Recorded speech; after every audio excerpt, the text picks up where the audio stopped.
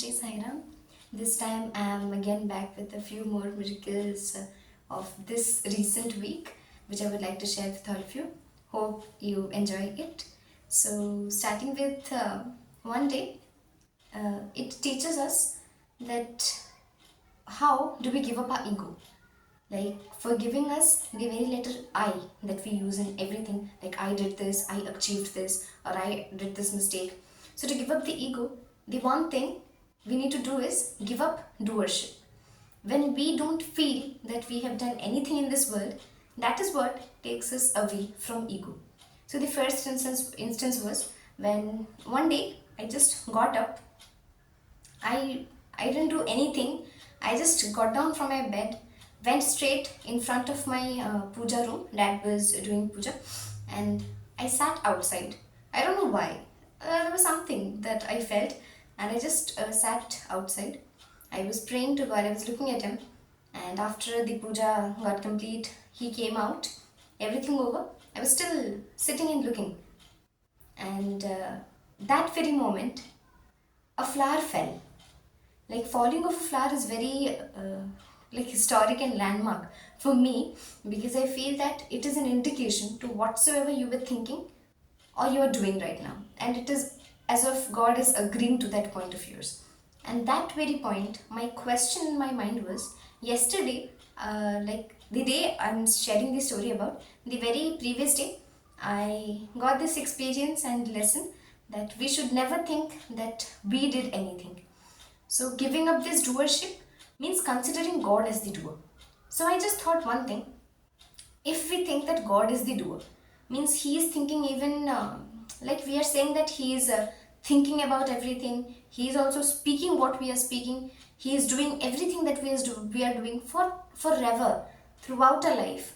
So isn't it a burden for Bhagwan? Like He'll be doing every single thing. So that was my question, and it was answered on the very moment when a flower fell, and I got that.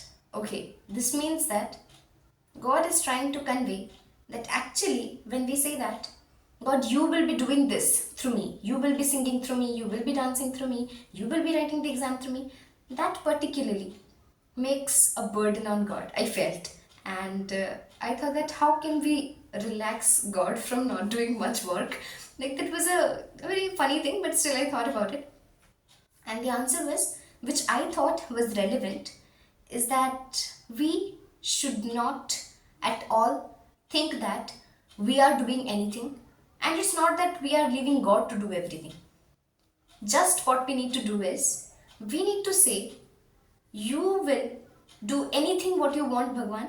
So our prayer should be, may your wish get fulfilled. We are not asking that we are the doer. We are not asking God to do anything. We just want your wish to be fulfilled.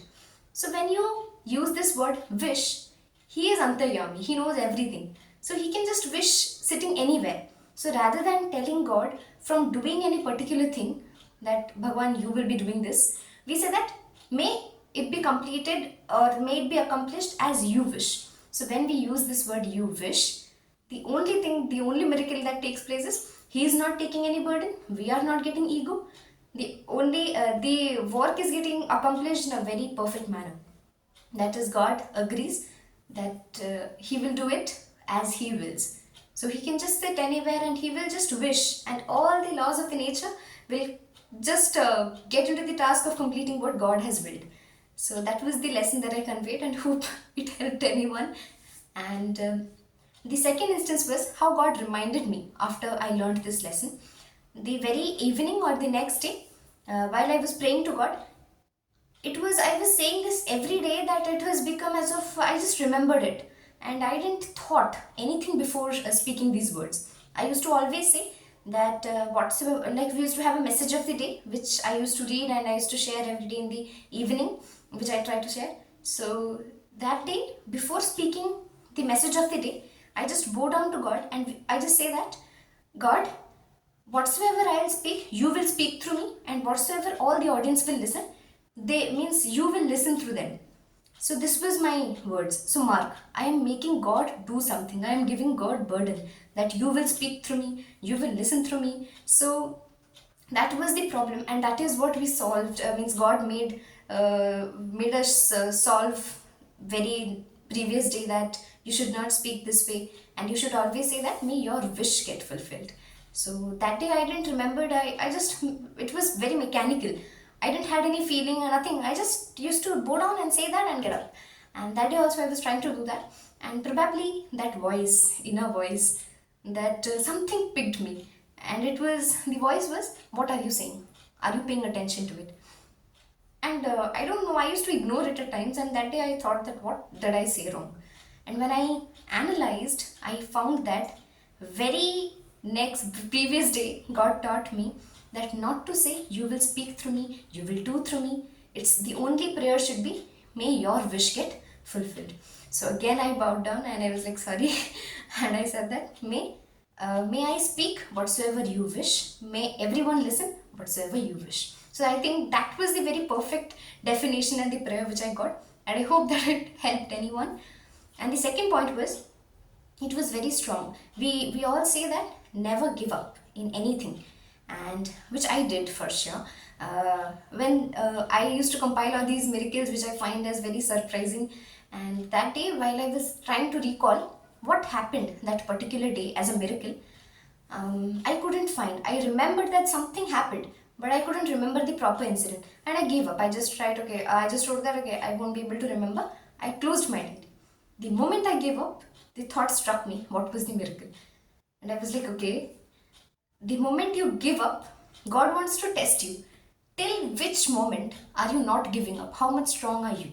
God is there to help you. The moment you give up, He'll give you the thing which is required. He's the mother, na? He knows everything. So the moment I gave up, I got the miracle. So that is when I learned the lesson that God wants to always say, don't give up till the last. After you give up, I'm there to look after you. But don't give up till the last. And that is the message that I wanted to share. And third thing, it was very funny as well as interesting that one day, that message of the day, I was very I was in a hurry and I wanted to just finish up everything and start studying. And as I was going to read the message of the day, I felt as if God is saying me, don't read the message of the day, you just start studying. I'll remind you later, or I'll tell you later that what is the message of the day. I just felt this way and I just started studying. I didn't look to the thought of the day. I didn't pay any attention to it. Nothing. I just left the message of the day. But in the whole day, I forgot. In the evening, when I sat and I was doing prayers, I didn't remember that I had to say the message of the day, and today I didn't read it. But what happened was, my mom, I don't know why, she went inside my room. She was searching for a phone. She went inside my room. She picked up a phone. Me and my dad were looking at what is she doing inside the room for so much. She went inside. It has been probably 1-2 minutes that she is still inside. She came out. She handed over the phone to me. And I was like, why is she giving it to me? I just looked. And I don't know why, that day, she took the effort to roll up the message of the day, to click a picture of the message of the day and bring it to me. And that was probably the first time she did this. I don't know why. Every day I used to share the message of the day. If I don't remember, I used to get up and I used to see and I used to speak again.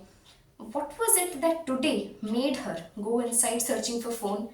And what was that she got reminded that she clicked a photo? So only thing which I can draw from here is, God assured me that don't read the message of the day. I'll remind you, I'll give you, you just study. So I studied, and when it was time for the message of the day, God made sure that some way or the other, mom goes inside, clicks a photo, brings it to me. So I found this whole incident very interesting and grateful that how when God assures, how He makes sure that it happens. And that was very miraculous to me. I don't know what it would mean to others, but that was very surprising to me. So if God has assured you of something, be sure He's there. There's nothing to worry. And and the last few things that I would like to share is, one day it was that I used to take a medicine which is weekly. After 1 week, I need to take that. And I think that God approves, or God wants that I take it only on Thursday. If I'll get stubborn and I'll say that no, I'll take this today only, I'll sit to means I'll sit to I'll sit for lunch and everything I'll complete, but I won't remember that I need to take the medicine. I used to forget. Every day, if I think that no, I will not take it on this day, that day, I'll take it today, and if I do this, then I'll forget after my lunch. But what I know is, God always agrees for me to take this medicine only on Thursday. I feel that. That's a special conviction, means a conviction from my side, that I think God always wants me to take it on Thursday. So if I feel that I'll say that I'll take it on Monday, I'll forget. And one day I was sitting and I thought that today I'll take the medicine. And I felt that God is saying yes. And I was like, okay, what is the day today? Let me analyze. And as I started analyzing, it struck me that today is Thursday. And that day was Thursday, the day I felt that it's an yes. So I was like, okay, the inner voice is very strong. Like, we should not ignore, and God knows that when to say a yes, when to say a no. And obviously, when He gives anything, He always makes sure that that thing is accomplished in a very proper manner. Like, one, I used to take my dad's phone, thinking that.